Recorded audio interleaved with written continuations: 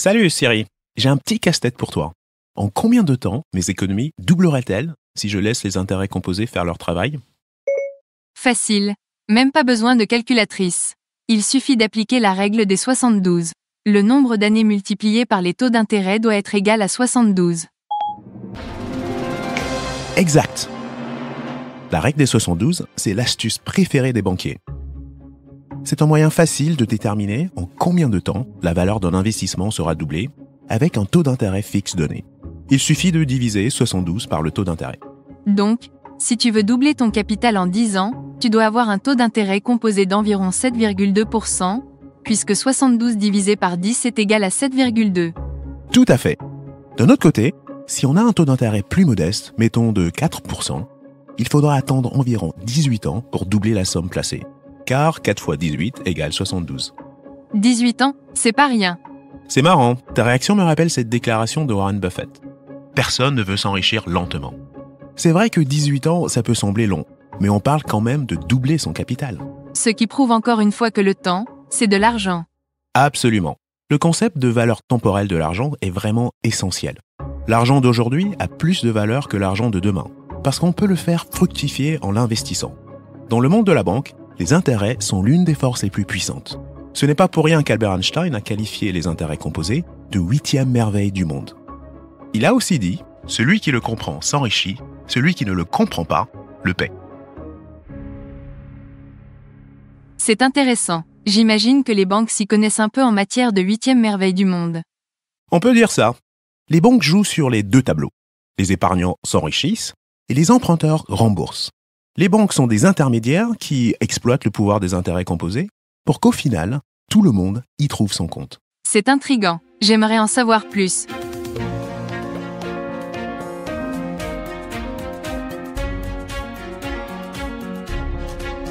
Bienvenue dans 2050 Investors, le podcast qui décrypte les tendances de l'économie et du marché pour relever les défis de demain.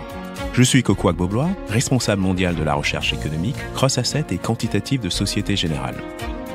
Dans cet épisode de 2050 Investors, nous allons enquêter sur le monde fascinant de la banque. La banque est un élément clé de la société et de l'économie mondiale.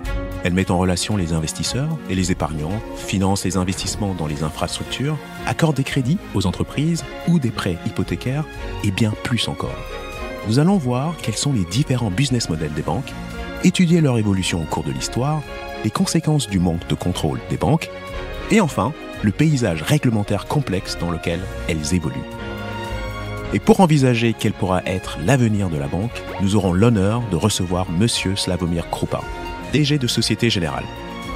Slawomir partagera ses idées et son point de vue unique sur l'évolution des banques et sur le rôle qu'elles pourront continuer à jouer dans un monde en transition, alors même que Société Générale célèbre cette année son 160e anniversaire. Démarrons notre enquête. Siri, est-ce que tu savais que le mot « banque » vient du mot italien « banco » qui veut dire « banc » parce que les prêteurs sur gage de la Renaissance conduisaient leurs affaires sur les bancs des marchés. Ça n'a pas vraiment changé. Les banquiers aiment s'asseoir devant leur ordinateur pendant des heures et des heures. C'est pas faux. Mais pour en revenir à notre sujet, l'énergie centrale qui alimente le système bancaire, ce sont les intérêts composés, la 8e merveille du monde. Et oui, c'est comme ça. Les épargnants gagnent des intérêts et les emprunteurs paient des intérêts. Ce sont les deux faces de la même pièce. Et les banques, en tant qu'intermédiaires financiers, sont au milieu de tout ça. Elles mettent en rapport les épargnants et les emprunteurs, qu'il s'agisse de fonds de pension, de compagnies d'assurance, de consommateurs, d'entreprises et même de gouvernements. Elles facturent un intérêt plus élevé sur les prêts qu'elles accordent aux emprunteurs que celui qu'elles paient aux épargnants. Et c'est ce qui fait la différence. C'est ce qu'on appelle la marge nette d'intérêt. Attends un peu. Facturer des intérêts, ce n'est pas censé être interdit, et même considéré comme un péché dans de nombreuses cultures et religions? Si, tu as raison. Certains considèrent que le profit sur les prêts d'argent est immoral, parce que cette pratique pourrait conduire à l'exploitation. J'ai trouvé un article intéressant dans l'American Monetary Institute sur l'histoire des intérêts. Le concept d'intérêt est originaire des sociétés préurbaines telles que la Mésopotamie, vers 2000 avant notre ère.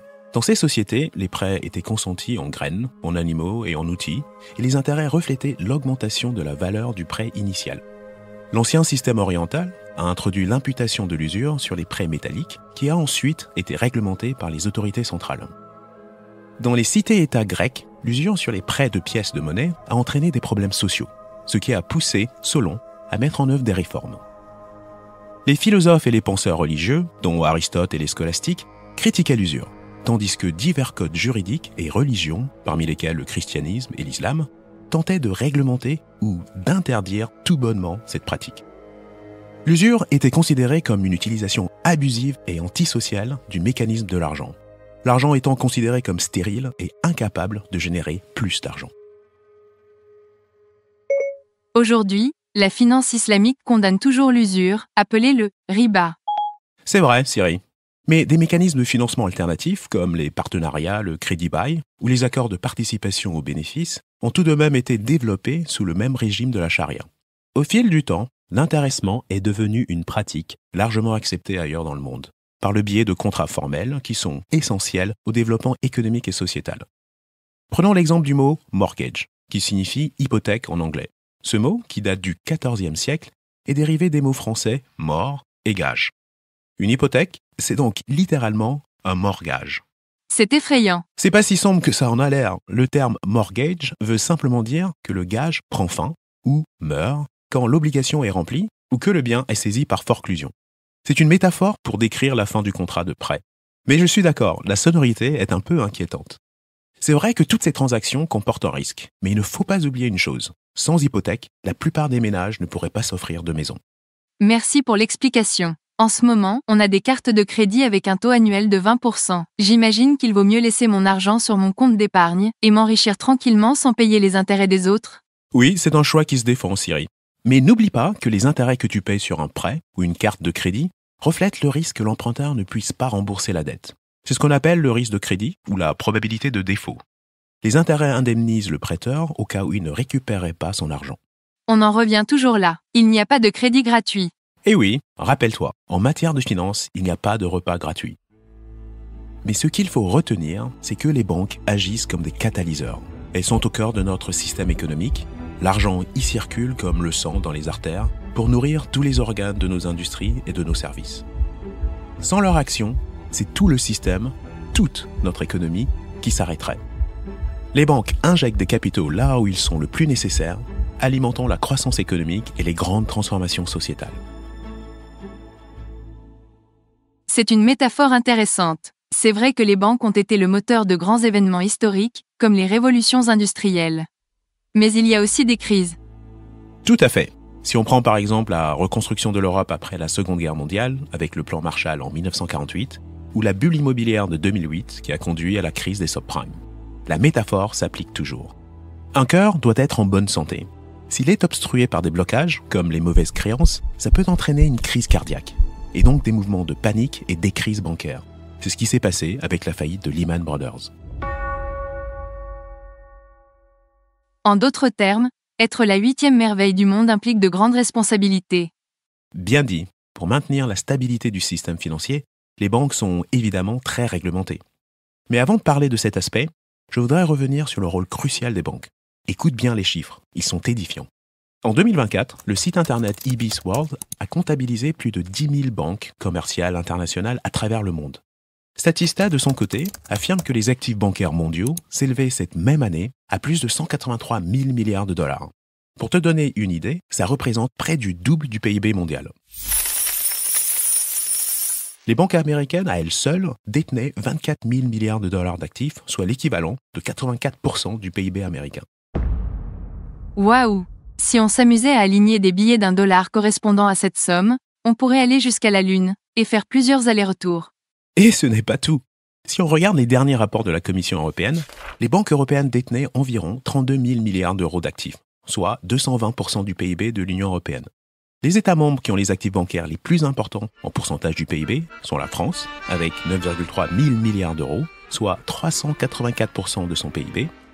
Elle est suivie par l'Allemagne, avec 8,3 000 milliards d'euros, soit 241% de son PIB, puis de l'Italie, avec 208%, et de l'Espagne, en 4e position, avec 215%. Il est aussi intéressant de noter que les actifs des banques suisses représentaient 448% de son PIB. Ces banques pèsent vraiment lourd. Je comprends mieux pourquoi on les qualifie de « too big to fail », trop grosses pour échouer. Exact. Mais vu ces chiffres, tu te demandes peut-être pourquoi les banques européennes sont à ce point plus importantes que leurs homologues américaines par rapport à la taille de leur économie. Pour rappel, elles représentent 86% du PIB aux États-Unis contre 220% en Europe. Tu as lu dans mes pensées. Il y a 3 raisons principales à ça. Premièrement, l'Europe a un système financier centré sur les banques, alors que les États-Unis s'appuient plus sur les marchés de capitaux, comme les obligations et les marchés boursiers, pour financer les entreprises. D'après les rapports de la BCE, aux États-Unis, 80% de la dette des entreprises est financée par le marché obligataire. En Europe, ce chiffre n'est que de 30%. Les prêts bancaires représentent donc environ 70% du financement des entreprises. Deuxièmement, les banques européennes fonctionnent sur le modèle de la banque universelle. Ça veut dire qu'elles proposent une gamme complète de services. Ce sont des banques commerciales, mais aussi des banques d'investissement et de gestion d'actifs. Aux États-Unis, c'est loin d'être la norme. Enfin, la troisième différence de taille sur le marché hypothécaire américain est la présence d'entreprises parrainées par le gouvernement, comme par exemple Fannie Mae et Freddie Mac, qui détiennent ou garantissent 60% des prêts hypothécaires. En Europe, il n'existe pas d'institution équivalente. Sur le vieux continent, les prêts hypothécaires restent dans les bilans des banques plutôt que d'être titrisés ou vendus à des investisseurs à la même échelle qu'aux États-Unis. Ce qui explique que les banques américaines soient plus légères en actifs. Tout à fait. Il faut aussi se rappeler que les banques sont très diversifiées et qu'elles peuvent prendre des formes multiples. D'abord, on a les banques de détail, qu'on connaît bien. Ce sont elles qui gèrent notre épargne, accordent des prêts personnels et nous permettent d'avoir une belle carte de crédit. Puis, il y a les banques commerciales. Ce sont les banques incontournables pour les entreprises, qu'il s'agisse d'accorder des prêts, des crédits ou des services de trésorerie. Ensuite, on retrouve les banques d'investissement. Elles sont spécialisées dans les opérations financières plus importantes et complexes, comme les souscriptions, les fusions-acquisitions, la vente et la négociation de titres financiers. Et enfin, le big boss de tout le système bancaire, les banques centrales. Elles gèrent la monnaie nationale, supervisent le système bancaire et établissent la politique monétaire. Elles servent aussi de prêteurs de la dernière chance, auxquels les banques nationales empruntent et prêtent de l'argent. On a parlé des banques centrales dans l'épisode Fed Up with Carbon. Bonne mémoire, Siri. Je te propose qu'on termine la première partie de cette enquête par un petit voyage dans le temps pour survoler l'histoire de la banque. Laisse-moi regarder dans ma bibliothèque. Je crois que j'ai exactement ce qu'il nous faut. Ah, voilà. L'irrésistible ascension de l'argent de l'historien britannique Niall Ferguson. C'est une lecture fascinante. Tout comme les organismes biologiques qui évoluent et s'adaptent à leur environnement, les banques d'aujourd'hui sont le produit de milliers d'années d'évolution, de révolutions, de crises et de réglementations. Passons en revue quelques jalons majeurs qui ont marqué cette histoire. Bonne idée. Le premier jalon, c'est le code d'Hammurabi. Il a vu le jour en ancienne Mésopotamie vers 2000 ans avant notre ère. C'est l'un des premiers codes de loi écrits qui établit des règles relatives aux prêts et aux emprunts. Il prévoit même des plafonds de taux d'intérêt. Donc, en gros, il s'agit de la première réglementation financière ? Oui, si on veut. Faisons un petit bond jusqu'au 7e siècle avant notre ère, pour aller en Lydie, une région qui correspond à la Turquie d'aujourd'hui. C'est là que le roi Crésus a créé les premières pièces d'or et d'argent standardisées pour faciliter le commerce et les affaires. Nous passons au deuxième jalon. Nous sommes à Florence, au 15e siècle. La banque Médicis est considérée comme le berceau de la banque moderne, avec l'un des réseaux bancaires les plus sophistiqués d'Europe. Elle offrait déjà des services comme des prêts, des transferts d'argent, des opérations de change et a permis de renforcer la fiabilité du commerce international. C'est fou de se dire que c'était il y a 600 ans. Eh oui, le temps passe. Troisième jalon. En 1609, les Hollandais ont introduit le système bancaire à réserve fractionnaire de la Banque d'Amsterdam. Ce concept novateur a permis aux banques de prêter plus de capital que celui qu'elles détenaient et donc de financer la croissance économique, mais aussi d'augmenter leur taille. C'était un peu le Super Size Me du secteur bancaire. C'est une manière de voir les choses, oui. Maintenant, pour la 4e étape, cap sur l'année 1694. Cette année-là, la Banque d'Angleterre a été créée, et avec elle, le concept de banque centrale. La banque a commencé à émettre des billets de banque garantis par des réserves d'or, le fameux système de l'étalon or. C'était l'âge d'or. Les 4 jalons suivants marquent des événements critiques pour l'histoire de la régulation bancaire. ils ont tous fait suite à des crises majeures. En 1933, le Glass-Steagall Act a été adopté en réponse à la crise financière de 1929. Cette loi sépare les banques commerciales et les banques d'investissement pour mieux protéger les consommateurs contre les spéculations risquées.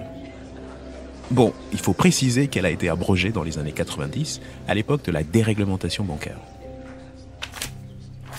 Puis en 1971, le président américain Nixon a mis fin à la convertibilité directe du dollar en or, et donc au système de l'étalon or, en réponse à la guerre du Vietnam qui avait épuisé les réserves d'or du pays. Cette décision, souvent qualifiée de choc Nixon, a mis fin au système de Bretton Woods et ouvert la voie des taux de change flottants où les monnaies sont évaluées en fonction de l'offre et de la demande. La valeur des monnaies dépendait désormais de la crédibilité des gouvernements et des banques centrales. Fini l'âge d'or. Maintenant, l'étalon, c'est la crédibilité des gouvernements. C'est la naissance des monnaies fiduciaires qui n'ont pas de valeur intrinsèque, à part la confiance que nous plaçons dans le gouvernement émetteur. Un autre événement marquant a eu lieu en 1989 avec l'accord de Bâle. Cet accord a mis en place des normes réglementaires internationales qui fixaient des exigences minimales de fonds propres pour les banques dans le but de renforcer la stabilité. Ce qui, entre nous, n'a pas permis d'éviter la grande crise financière de 2008 et la faillite de Lehman Brothers. C'est vrai, c'est d'ailleurs la raison pour laquelle d'autres règlements ont été mis en place après 2008. La dernière mise à jour, Bâle 3, date de 2013, et la mise en œuvre de Bâle 4 commencera le 1er janvier 2025. D'autres règlements ont aussi été appliqués, comme la loi Dodd-Frank et la règle Volcker. Et pour terminer, 2015. L'accord de Paris a marqué un tournant majeur, non seulement pour le climat, mais aussi pour la finance. Les banques se sont mobilisées pour soutenir les initiatives vertes avec de nouveaux produits comme les obligations vertes et les fonds durables. Rendre la planète plus verte avec des billets verts. Oui, les banques ont un rôle crucial à jouer dans le financement de la transition énergétique. 4000 ans d'histoire et elles sont toujours dans la place. Tout baigne. Ça y est, on a fini notre voyage dans le temps. Pour citer Maya Angelou, vous ne pouvez pas vraiment savoir où vous allez tant que vous ne savez pas où vous avez été. J'en ai une autre pour toi. Ceux qui ne peuvent se rappeler le passé sont condamnés à le répéter. C'est de George Santayana. J'aime beaucoup. S'il ne faut retenir qu'une seule chose, c'est que notre système financier a évolué du troc à l'étalon or pour aboutir au système bancaire à réserve fractionnaire en place aujourd'hui. Le système à réserve fractionnaire, c'est vraiment le principe de base de la banque.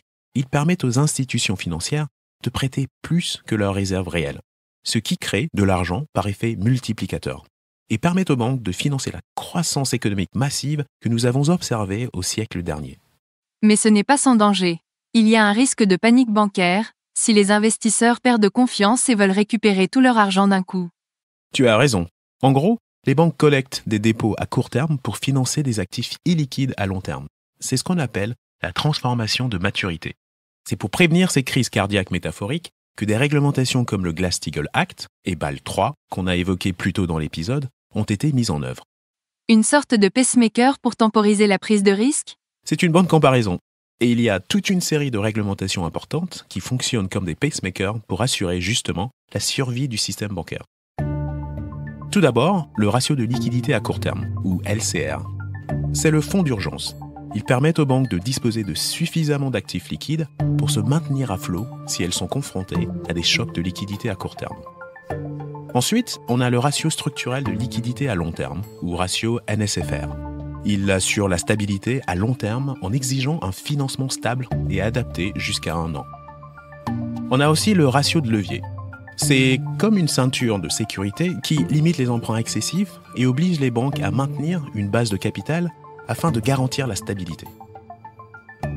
Enfin, on peut citer le cadre des actifs à risque pondéré, ou RWA. Ce cadre évalue le risque des actifs d'une banque et fixe le montant minimum de capital dont elle a besoin pour résister aux stress financiers qui peuvent survenir. Waouh, je me demande comment elles vont pouvoir survivre avec tout ça.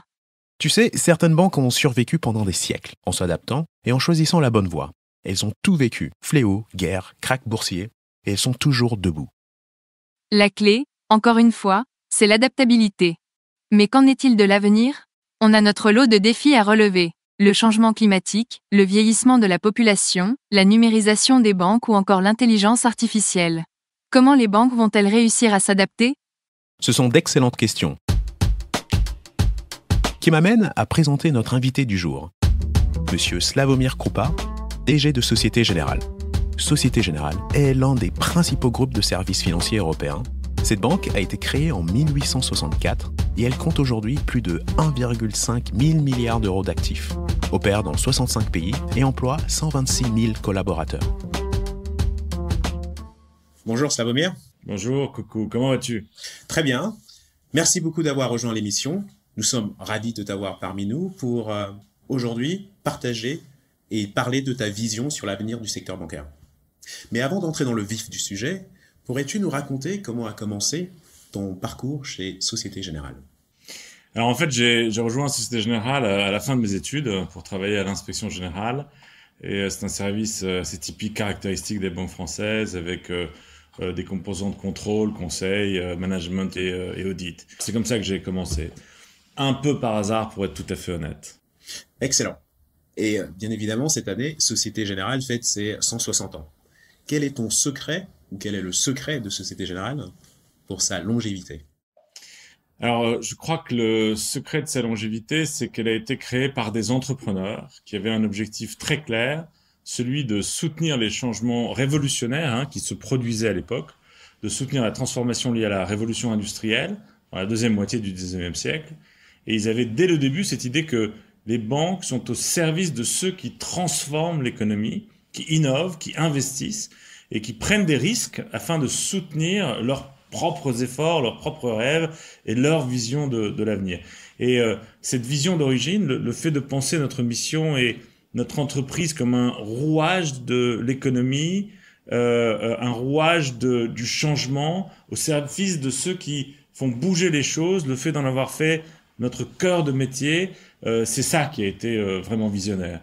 Je veux dire, c'est la raison d'être la plus noble de la banque. Et je pense que pendant ces 160 dernières années, on est resté assez fidèle à cette vision. Bien sûr, on a aussi de notre côté beaucoup innové pour faire de mieux en mieux et aider nos clients à atteindre leurs objectifs et encore une fois à réaliser tout leur potentiel. Et je pense que c'est ça le vrai secret de notre longévité, c'est d'avoir su rester fidèle à notre mission d'origine depuis 160 ans. Eh bien, c'est vraiment fascinant. Donc, ça fait presque 2 siècles, mais notre podcast s'appelle 2050 Investors. Du coup, en parlant du futur, comment prépares-tu la banque pour l'avenir, pour 2050, ou même, dirais-je, pour les 160 prochaines années? Alors, merci de formuler la question ainsi, car je pense que notre stratégie doit s'inscrire dans les prochaines décennies et non pas dans les 3 prochaines années, encore moins dans les 3 prochains mois. Les 160 dernières années ont été faites d'une multitude de hauts et de bas, de crises et de nouvelles opportunités, de phases de développement et de croissance rapide, de phases plus difficiles, de temps d'introspection, etc. Et c'est à cela qu'il nous faut aussi nous préparer pour l'avenir. C'est pour ça que quand on a préparé notre dernière feuille de route, actuellement en cours d'exécution, on a insisté sur l'importance d'avoir le bon niveau de capital. Parce que oui, la matière première de la banque, la ressource rare fondamentale qui fait marcher l'activité quotidienne des banques, c'est le capital. Il faut en avoir assez pour ne pas être trop dépendant de tous les cycles et dans un business qui est fondamentalement de la prise de risque, d'avoir les moyens d'absorber les fluctuations de marché, les succès et les difficultés de nos clients, etc., dans l'ensemble des pays où nous sommes présents. Et donc être une banque solide, avec des fondations solides, avec le bon niveau de capital, c'est vraiment le prérequis de base, tu vois. Et donc on est sur cette voie et cette idée qu'il faut être solide pour pouvoir transmettre cette robustesse à nos clients et pour notre propre avenir. Il nous faut avoir un maximum de flexibilité d'un point de vue stratégique pour être compétitif, pour soutenir nos clients de manière, j'ai envie de dire, très, très agressive, mais aussi pour soutenir notre propre histoire. Il nous faut être fort pour soutenir une histoire qui est forte. Et c'est vraiment la priorité numéro 1. Et la deuxième chose, évidemment, ça pourrait durer des heures, mais je dois rester bref. La seconde priorité stratégique pour le futur, pour assurer la pérennité de la banque, c'est comment on va s'organiser, dans quelle technologie on va investir pour s'adapter à tous ces changements majeurs et massifs qui nous attendent, que ce soit la transition énergétique, bien sûr, ou la révolution qui se profile avec le développement de l'intelligence artificielle. Et si on se place du point de vue de la culture de l'entreprise, de l'état d'esprit des collaborateurs, et au vu de notre base technologique et des solutions technologiques qu'on va avoir à notre disposition, nous voulons être prêts à saisir ce changement et à aller de l'avant lorsque ces phénomènes se produisent, pour ne pas être à la traîne par rapport à nos concurrents, ni par rapport aux attentes de nos clients. Alors on doit se poser la question de savoir comment être le plus adaptable possible. Et encore une fois, ça va passer d'abord par la culture de l'entreprise et par l'état d'esprit de nos collaborateurs, puis par la technologie. Et comment on va faire pour être capable d'adopter le changement plutôt que de le subir? C'est vrai que c'est une très bonne façon de le dire. Il s'agit donc de se mettre dans une situation où on peut choisir, où il est possible d'avoir le choix, plutôt que d'être contraint ou d'avoir des choix limités dans la prise de décision. Absolument. Je pense qu'en psychologie, et je ne suis pas un expert en la matière, mais c'est un concept bien connu en psychologie, il y a plusieurs types d'état d'esprit. Quand on regarde quelque chose, on peut se focaliser sur toutes les contraintes, les limites qu'elles impliquent, mais avec un autre état d'esprit, d'une certaine manière, on peut, tout en regardant exactement la même chose, y voir des opportunités et des possibilités. Si j'utilise cette image, c'est parce que c'est extrêmement important, surtout pour une banque, pour n'importe quelle entreprise aussi, mais surtout pour une banque, d'être dans ce deuxième état d'esprit. Quand un événement se produit, même si à première vue il ressemble à une mauvaise nouvelle, ce peut être un durcissement de la réglementation, un problème sur le marché ou autre chose. Il faut être capable de raisonner de manière structurelle et d'identifier les opportunités et les possibilités qu'on peut tirer de ce défi, au-delà, au fond, de ce défi. En fait, je pense que tu fais référence à l'état d'esprit de progression ou growth mindset en anglais, contre celui de l'état de la pénurie, scarcity mindset. Et cela même me fait penser à cette citation qui dit tout simplement « Nous n'héritons pas de la terre de nos ancêtres, nous l'empruntons à nos enfants ». Et du coup, cela m'amène à la deuxième question, celle à propos du changement climatique. Il a été défini par de nombreux dirigeants mondiaux comme une menace existentielle pour l'humanité. Comment les banques peuvent-elles jouer un rôle plus déterminant dans le financement de la transition énergétique ? Alors, tout d'abord, je tiens à dire que je partage l'opinion selon laquelle le changement climatique est une menace existentielle pour nous. Malheureusement, on en a la preuve, on peut le constater de plus en plus chaque jour. Le risque climatique se manifeste déjà de manière très concrète dans la nature. Donc on peut donc partir de ce constat. Mais il y a deux volets, selon moi, à examiner. Quand on est une banque comme la nôtre, avec des dizaines d'années de leadership et d'histoire dans le domaine du pétrole, du gaz et des ressources naturelles, on doit commencer par remettre en question notre rôle dans ce secteur. Avant d'aider au développement et à la construction d'un monde plus durable, on doit d'abord se poser la question de savoir si nos activités actuelles sont utiles ou non à la planète. Et c'est pour ça que de ce point de vue, nous avons pris des décisions audacieuses, nous avons freiné certaines de nos activités, arrêté certaines d'entre elles, et ça n'a pas été facile parce que c'était une vraie rupture. On l'a vu tout à l'heure, on a une mission, une vision qu'on suit depuis des décennies et qui a toujours été celle de soutenir nos clients. Et tout d'un coup, on a dû prendre des décisions difficiles, on a stoppé certaines de nos activités, on a arrêté de collaborer avec certains de nos clients, comme par exemple les pure players de l'extraction de combustibles fossiles, parce que leur activité était par nature contraire à la transition énergétique. Et c'est donc ce qu'on a fait. Alors on a commencé par accepter la position scientifique selon laquelle on n'a pas vraiment besoin de nouvelles capacités, de nouveaux chantiers de production de pétrole et de gaz dans le contexte de cette transition. Et ça, c'est un fait scientifique fondamental. Une fois qu'on accepte cette idée, on doit réduire notre empreinte en amont. Et c'est donc la première chose, le fait de remettre en question nos activités dans ce domaine. Et ça vaut pour une banque, mais ça vaut aussi pour n'importe quelle entreprise pétrolière et gazière, mais aussi toutes les autres entreprises. Se demander si leurs activités ont une incidence positive ou négative. C'est impératif. Et il faut commencer par évaluer son impact actuel. Ensuite, si on regarde les banques, c'est un peu spécial parce qu'elles ont une position dans ces chaînes de valeur. Elles sont au cœur de la production de nouvelles technologies, potentiellement. Tu sais, on finance les énergies renouvelables depuis 30 ans, depuis les années 90, à une époque où c'était beaucoup plus risqué et beaucoup plus rare qu'aujourd'hui. Et donc, on a cette expérience, cette compréhension des technologies, cette compréhension des mécanismes de transition. Et grâce à ça, on est en capacité, encore une fois, de prendre des risques spécifiques, y compris des risques technologiques, pour soutenir la transition. Et quand on a cette capacité, on a le devoir, évidemment, d'agir en conséquence. On a cette expertise qu'on peut mettre à profit de nos clients pour soutenir leur propre transition, mais aussi la transition globale des économies. Et je pense qu'ici, on doit bien garder à l'esprit, en revanche, que ça va prendre du temps, qu'il faut y aller par étapes, Il y a une idée qui est parfois mise en avant par, disons, des voix plus radicales de la société, et qu'on me comprenne bien, ces voix ont bien sûr leurs vertus dans l'ordre global des choses, mais il y a cette idée un peu radicale selon laquelle on pourrait faire cette transition du jour au lendemain. Et cette idée, pour moi, est profondément fausse. Alors oui, il est vital de pousser l'opinion à réfléchir davantage à l'urgence climatique, mais le problème, c'est qu'on ne peut pas non plus ignorer la réalité. Et je veux dire par là, le coût social, le coût politique d'aller trop vite pourrait dépasser le coût associé au risque climatique à court terme. Et donc, ce qu'il va falloir trouver, encore une fois, c'est un équilibre entre ce risque radical à court terme et le risque tout aussi radical du changement climatique qui est, lui, à plus long terme. Il faut trouver cet équilibre pour tracer une forme de voie optimale. Et c'est pour ça que c'est compliqué. Absolument. C'est assez incroyable, ce défi d'avoir des priorités à court terme, et c'est un risque important sur le long terme, qui doivent bien évidemment être optimisés. En fait, cela m'amène à la question suivante au sujet du temps. Au fil du temps, les générations vont et viennent. Comment les banques s'adaptent-elles et restent-elles pertinentes face aux besoins et aux exigences en constante évolution de chaque génération de clients ? Alors je pense, comme je l'ai évoqué plus tôt, qu'on y arrive en étant profondément ancré dans la société, dans l'économie, en étant un rouage de ces changements de système.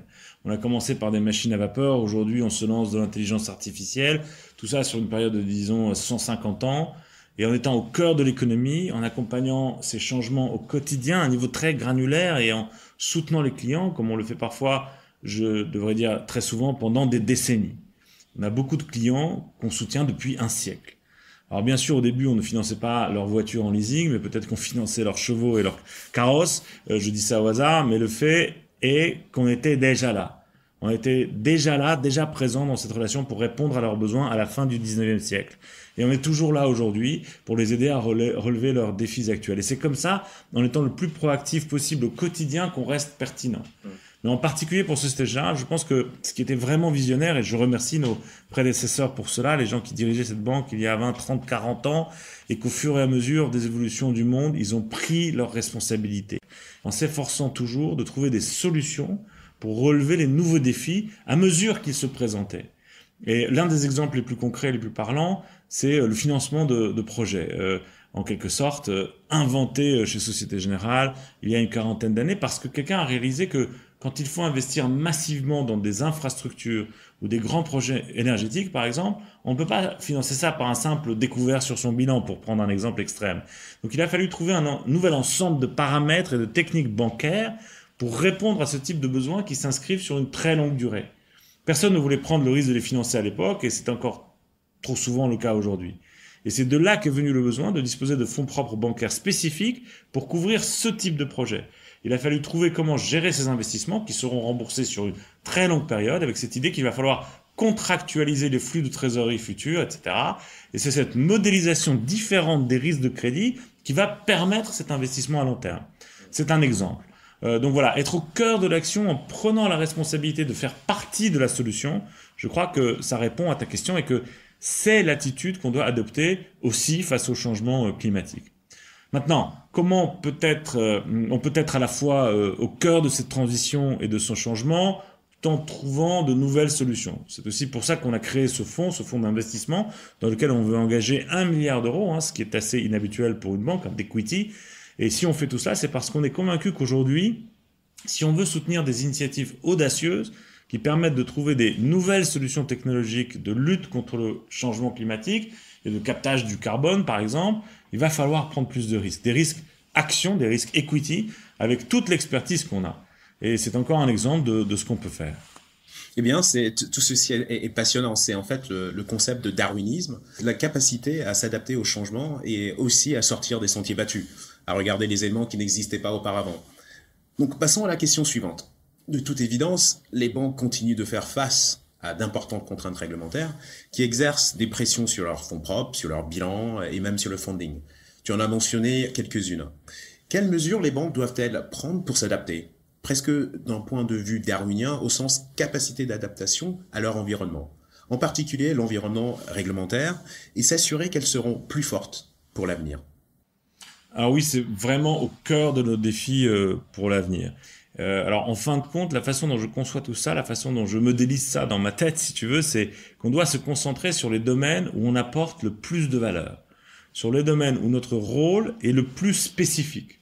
Donc je m'explique, si les contraintes s'accumulent autour de nous, on peut prendre l'image de requins qui nous encerclent, et que ces requins représentent le changement, les contraintes en quelque sorte, en constante évolution. Ce ne sont pas nos concurrents. Un requin va être par exemple la révolution technologique massive qui se profile à l'horizon. Un autre, les contraintes réglementaires qui créent des inégalités concurrentielles, pas tant par rapport aux autres régions, mais surtout par rapport à d'autres acteurs. Et c'est là qu'il s'agit de se poser la question de savoir quel est notre atout majeur. Où est-ce qu'on va pouvoir continuer à apporter le plus de valeur? Et au contraire, qu'est-ce qu'on gère aujourd'hui et qui pourrait être peut-être géré par quelqu'un d'autre mieux à l'avenir? Alors plus concrètement, je suis convaincu que notre point fort, c'est notre capacité à comprendre les besoins bancaires et les besoins d'investissement de nos clients dans leur ensemble, sans nous limiter à un seul secteur vertical, à un seul produit, à un secteur particulier ou à une zone géographique donnée.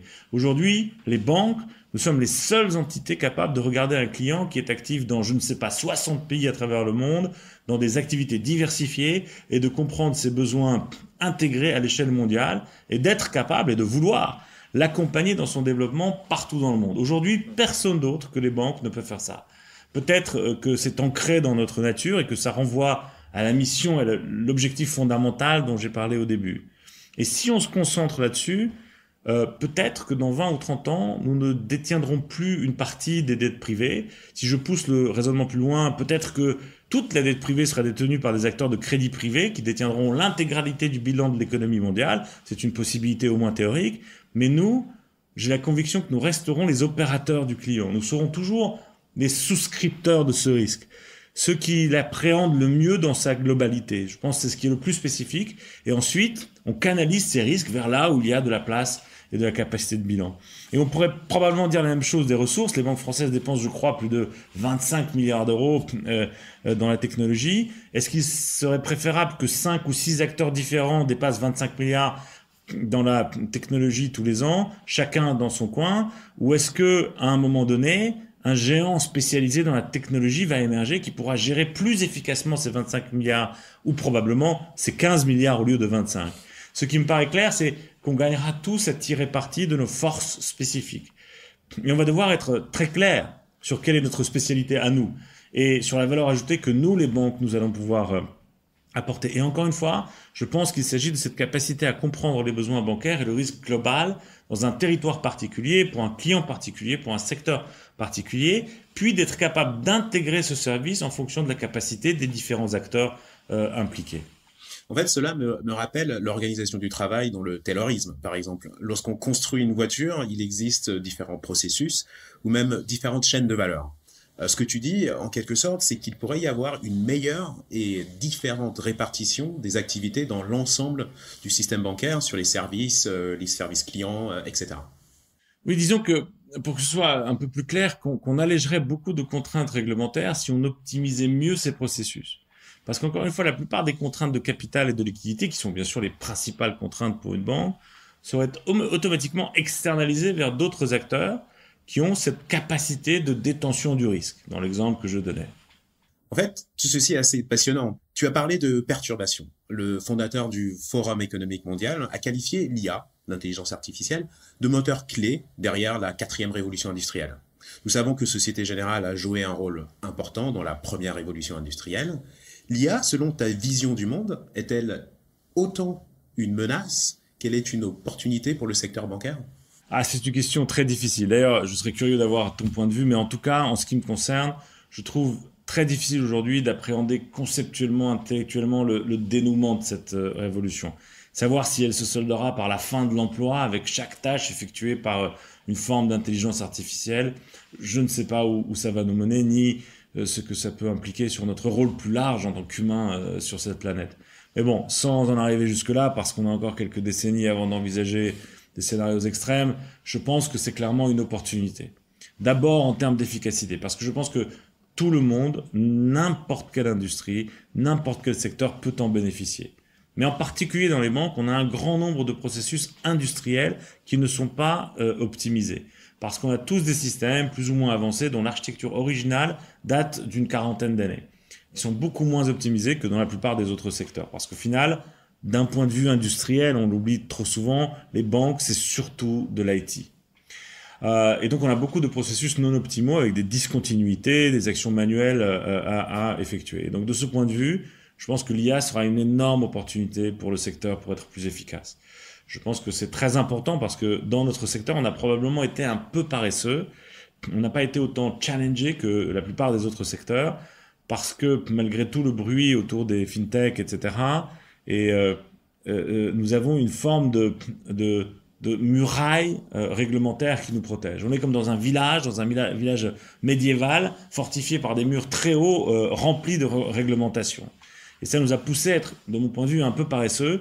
Et on n'a pas été tant mis au défi que cela, sauf dans quelques pans de notre chaîne de valeur, mais pas vraiment en profondeur. Maintenant, si au sein de ce village, l'un d'entre nous capte tout le potentiel de l'IA en termes d'efficacité, et là je ne parle même pas des processus de démarche commerciale, ce qui serait évidemment une deuxième vague de changement à mon avis, mais si une personne dans le village exploite tout ce potentiel avant les autres, alors ça va créer des perturbations massives dans le village.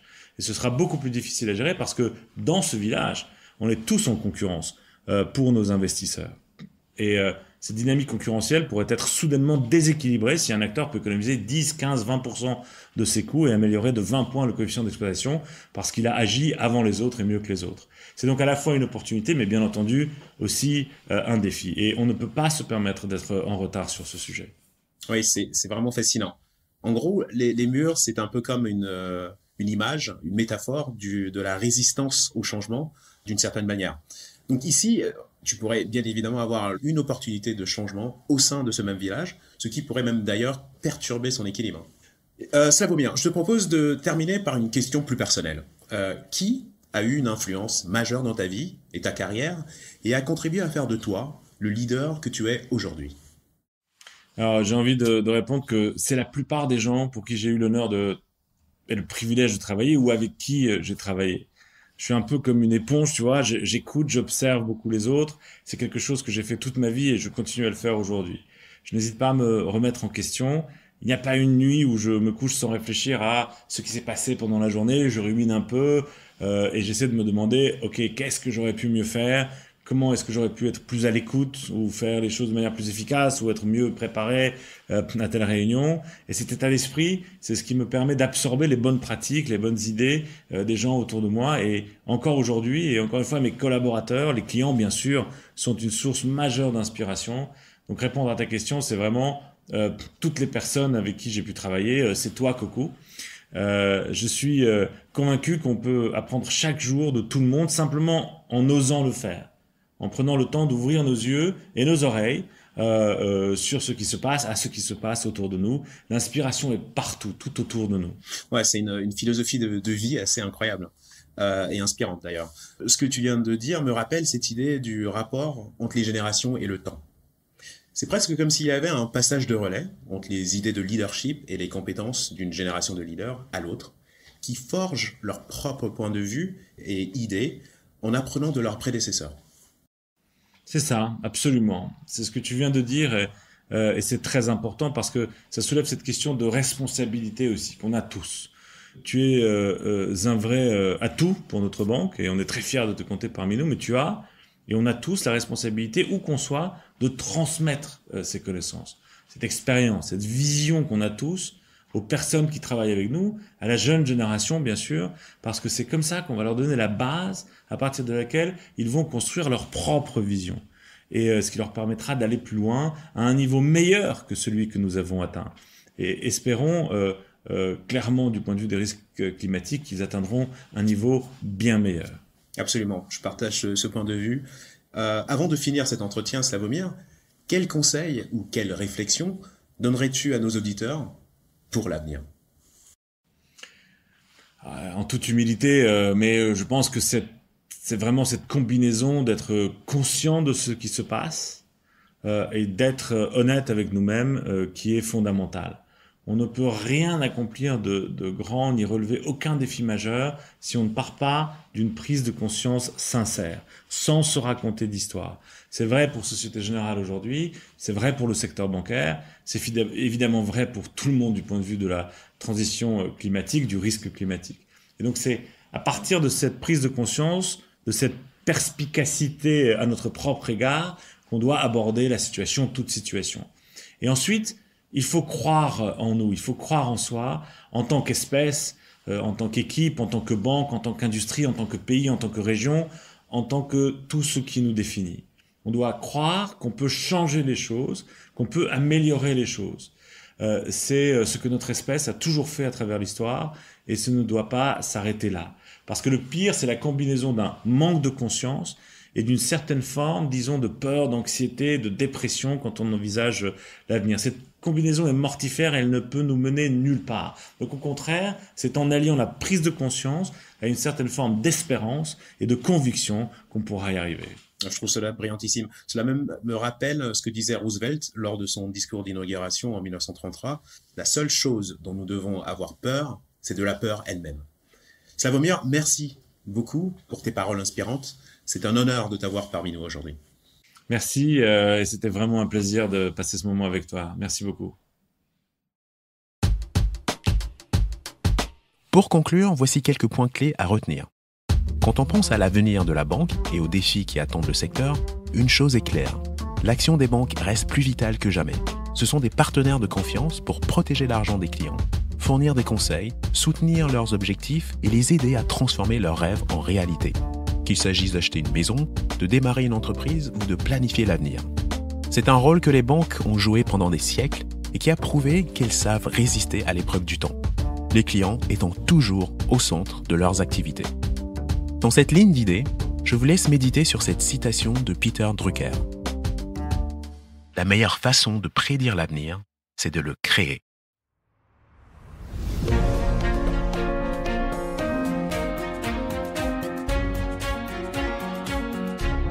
Merci d'avoir suivi cet épisode de 2050 Investors. Merci à Slawomir Krupa d'avoir partagé avec nous sa vision. J'espère que cet épisode vous a permis de comprendre le rôle des banques dans le monde d'aujourd'hui et pour celui de demain. 2050 Investors est disponible sur toutes les plateformes de podcast et de streaming.